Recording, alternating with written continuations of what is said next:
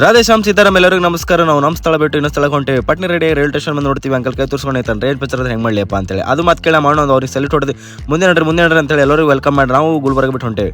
ನಮ್ಮ ಟ್ರೈನ್ ಬಂತು ಚುಕ್ಬುಕ್ಕು ಅಂತ ಹೇಳಿ ನಾವು ಒಳಗೆ ಹೋಗಿ ಕೂತೀವಿ. ಚುಕ್ಬುಕ್ಕು ಅಂತ ಹೇಳಿ ಶಿಸ್ತು ಮ್ಯಾಗ ಊಟ ಬಂದು ಕೂತ್ ಮತ್ತೆಂತಡ ಅಂತೇಳಿ ತಂದಿದ್ದು ರೊಟ್ಟಿ ಖಾರಬೇಳೆ ತಿಂದು ಗಂಟು ಕಟ್ಟಿ ಶಿಸ್ತು ಜಿಂದಗಿ ಏಕ್ ಸಫರ್ ಅಂತೇಳಿ ಮಕ್ಕೊಂಡ್ಬಿಟ್ಟೇವಿ.